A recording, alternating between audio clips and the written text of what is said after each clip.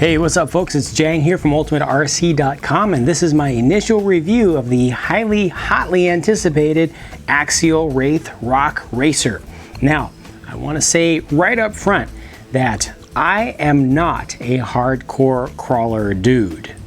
Matter of fact, I'm a total newbie to crawling. So if you are a hardcore crawler dude and you're looking for some really hard-hitting information about angles and suspension setup and maximum crawling performance for competitions, this ain't the video for you, and I'm not the person to listen to. I am pretty much trying to line myself up with the average RCer out there, a lot of whom were interested in the Axial Wraith because it's marketed as a vehicle that can crawl over some, pretty tough terrain, but it can also go moderately fast by normal RC standards. So that said, let's go ahead and dig into what's in the box here. Box is empty. I know where my Wraith is. It's out in the field, showing off its amazing high-speed handling characteristics over rough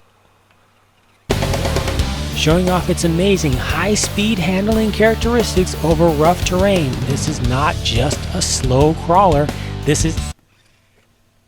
If you're used to driving vehicles with independent suspension and you drive a Wraith for the first time, you're going to need to do some adjusting to both your driving style and your expectations, though Axial does specifically market this as a moderately fast vehicle, at least for its style, for its type.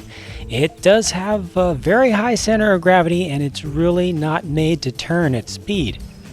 Keep this fast rock racer, as it's called, down to 5 to 7 miles per hour, and you're going to do a lot better with it. Fortunately, it's not very hard to keep it down at those speeds because its top speed on a nickel metal hydride battery pack is only 10.5 miles per hour, and on a 2-cell LiPo, it's still around 11.5 on perfectly flat, smooth ground with a little bit of tailwind. But treating this not just a slow crawler as a slow crawler, I found that it actually performed pretty nicely for an RTR. I mean, it's not a comp crawler, so it's definitely not going to take things on like a comp crawling vehicle, but as an RTR, as a hybrid scale crawling, trail driving, King of Hammers, little bit of everything vehicle, it's actually pretty decent, and it's a ton of fun. It just has compromises that you have to learn to work with. For instance, the extra length and width relative to the size of the tires does make it easier to high center than a pure crawler vehicle. However, that same length and width makes it a lot more stable at speed.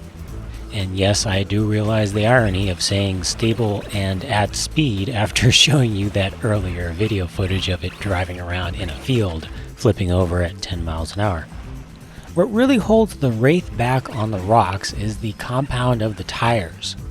It's actually fairly soft and you can squish it pretty easily, but it's a heavy kind of springy rubber, like the stuff that Integy used for their crawler tires.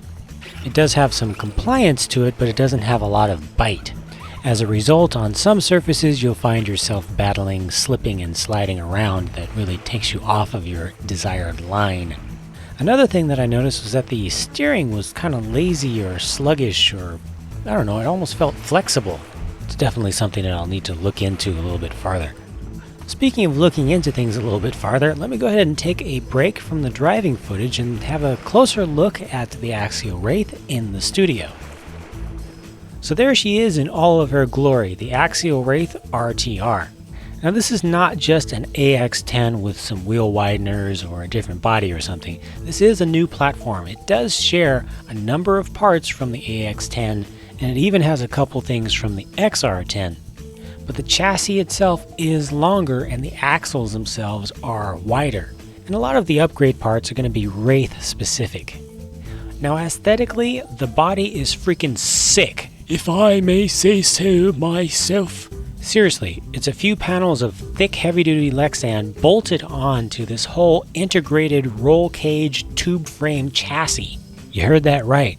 Roll cage, chassis, all one bolted together assembly. Here are those tires that I griped about a little bit earlier. It's a good tread design, and you can see here just how pliable it is.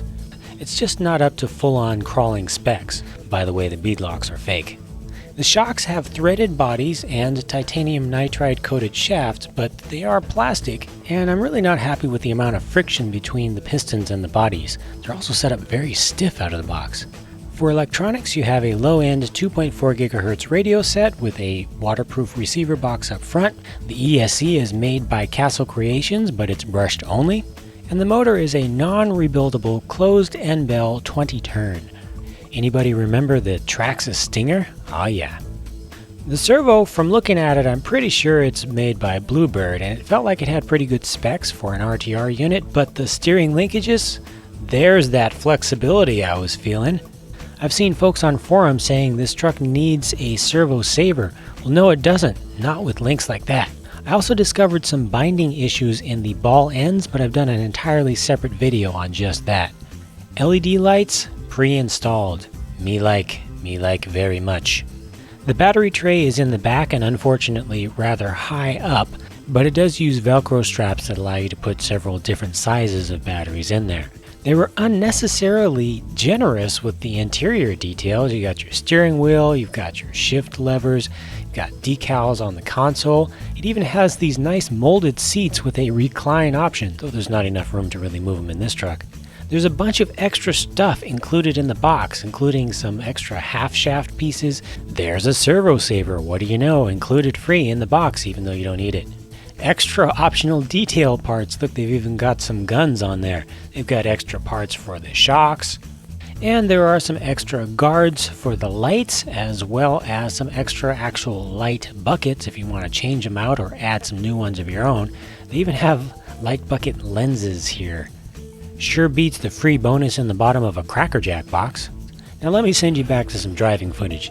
This right here I took just for the fun of it for one last time to show just how this is not a comparable vehicle in any way to an independent suspension truck.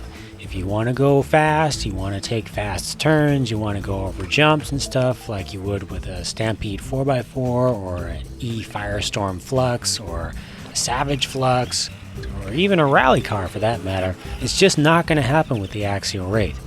However, there are places the Wraith can go and things the Wraith can do that all those other vehicles wouldn't even think of. For instance, here, doing this.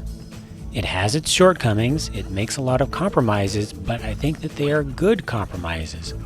If you're used to independent suspension vehicles, you will need to adjust, but you'll still have a ton of fun exploring the new things that you can do with a solid axle vehicle.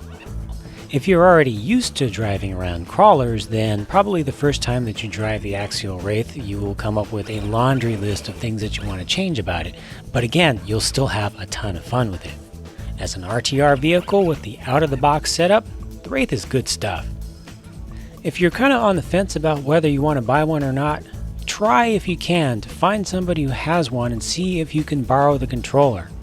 If that's not an option, spend time looking for videos that are not promotional videos, that are not paid for by Axial or by a store. Just videos of regular folks driving around their Axial Wraith in ready-to-run form and see if you just like what you see.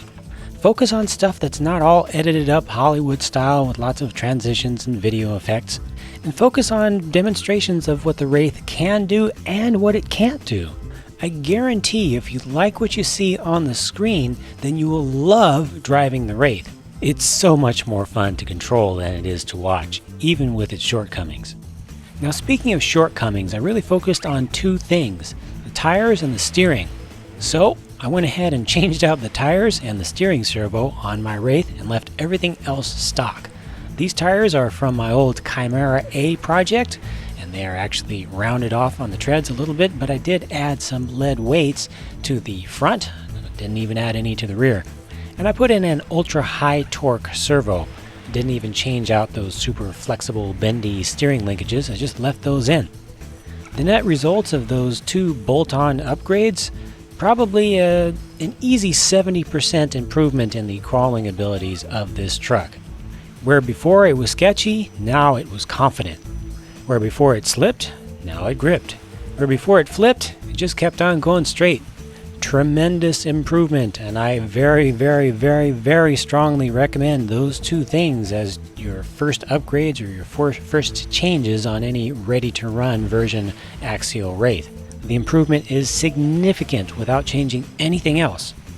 All the rest of the components have held up perfectly well through lots of tumbles and rolls and crashes and getting really, really, really hard wedged in between rocks. I forgot to mention earlier that the transmission does have a slipper clutch installed and included with the set, and that really works to protect your driveline, and that weak little brushed motor has handled everything that I've thrown at it.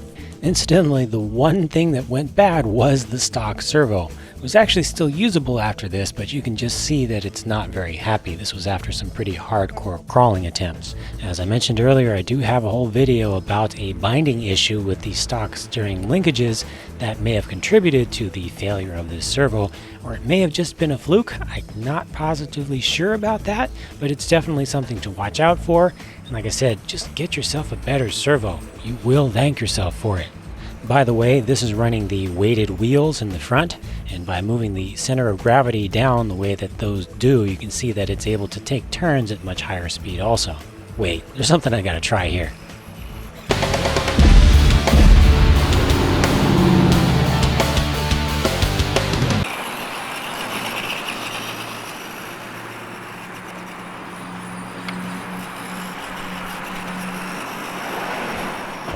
Alright, summon things up. Axial, Wraith, RTR, Jack of many trades, master of absolutely none. Wrought with compromises, nowhere near as fast as it looks in the promotional videos, and yet still super, super fun and awesome. And I highly recommend it. If you're thinking about it at all, and what you saw in this video didn't scare you off, just get one. Swap out those wheels and tires and the servo, and you're good. Stay tuned for lots more Axial Wraith videos from me. If you have questions or comments, be sure to post them up in the Rock Crawlers and Scalers forum at ultimaterc.com.